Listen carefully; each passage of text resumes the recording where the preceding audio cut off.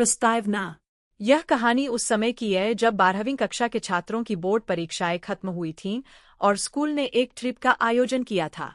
छात्रों के लिए यह ट्रिप उनके स्कूल जीवन का अंतिम और सबसे रोमांचक अनुभव साबित होने वाला था। यात्रा का गंतव्य उत्तराखंड के पहाड़ी क्षेत्र में स्थित एक छोटा, छिपा हुआ गांव कालाब था। कालाब की वादियां सुंदर और शांत थीं, लेकिन वहां के स्थानीय लोग इसे बेहद रहस्यमय मानते थे। चारों तरफ हरे भरे जंगल और पहाड़ों से घिरा यह गांव पर्यटकों की पहुंच से दूर था। यात्रा के प्रभारी शिक्षक मिसेस शर्मा बहुत अनुभवी थीं और उन्होंने छात्रों को आश्वासन दिया कि यह एक रोमांचक और यादगार ट्रिप होगी। छात्रों में कुछ ज्यादा ही उत्साहित थे, खासकर विक्रम, समीर, राहुल और काव्या, जो हमेशा रोमांच की तलाश में रहते थे। यात्रा की शुरुआत। बस में बैठे हुए सभी छात्र बेहद उत्साहित थे। उत्तराखंड की खूबसूरत वादियां और पहाड़ी रास्ते जैसे जैसे आते गए, छात्रों की खुशी और बढ़ती गई। लेकिन जैसे ही बस कालाब के नजदीक पहुंची, मौसम अचानक बदल गया। घने बादल आसमान में छा गए और हल्की हल्की बारिश होने लगी। गांव का माहौल थोड़ा अजीब था। रास्तों पर कोई नहीं दिख रहा था और गांव के कुछ घर तो पूरी तरह से वीरान लग रहे थे। वहां के ग्रामीण, जो थोड़े बहुत नजर आए, बच्चों को बड़ी हैरत और संकोच भरी नजरों से देख रहे थे। गांव के मुख्य चौक पर पहुंचते ही बस रुकी। वहां से छात्रों को अपने डेरा डालने की जगह तक पैदल जाना था। रात को ठहरने के लिए एक बड़ा गेस्ट हाउस था, जो गांव के किनारे पर स्थित था। इस गेस्ट हाउस के बारे में एक पुरानी कहानी थी कि यहाँ कभी एक स्कूल हुआ करता था, जो रहस्यमय तरीके से बंद हो गया था। रात का खाना खाने के बाद सबने सोने की तैयारी की, लेकिन काव्या और उसके दोस्तों को कुछ अजीब सा महसूस हो रहा था। विक्रम ने खिड़की से बाहर झांकते हुए देखा कि गेस्ट हाउस के पास जंगल की ओर एक पुरानी टूटी फूटी इमारत की झलक मिल रही थी। यह वही खंडहर था जिसके बारे में गांव वालों ने चेतावनी दी थी। खंडहर की कहानी। दूसरे दिन गांव की खोजबीन के बाद छात्रों ने कुछ गांव वालों से बातें की। जब काव्या ने उस खंडहर के बारे में पूछा, तो एक बुजुर्ग ग्रामीण ने कहा, वो जगह मत छेड़ना बेटा।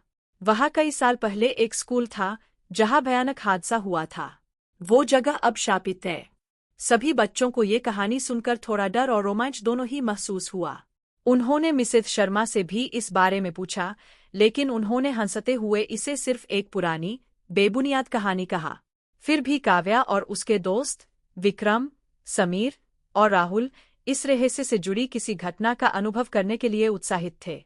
रात के खाने के बाद जब सब सोने जा रहे थे, तो विक्रम ने एक साहसिक योजना बनाई। चलो आज रात हम उस खंडहर की जांच करें।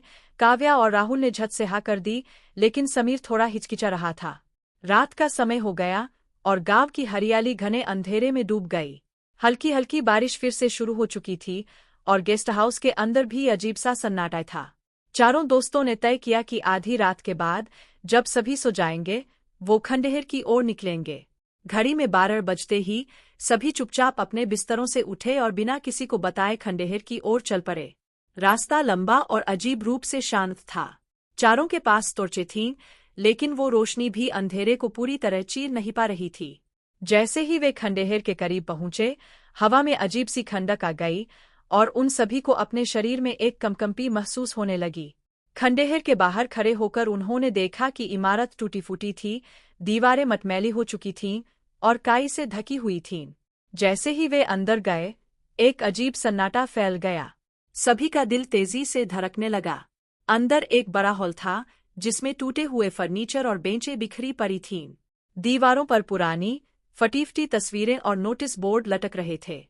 अजीब घटनाएं। जैसे ही काव्या ने एक पुराने, फटे हुए नोटिस बोर्ड को छुआ, उसे अचानक एक ठंडी हवा का झोंका महसूस हुआ। उसने तुरंत अपना हाथ खींच लिया। तभी विक्रम ने देखा कि एक कोने में किसी का हल्का सा साया हिल रहा था।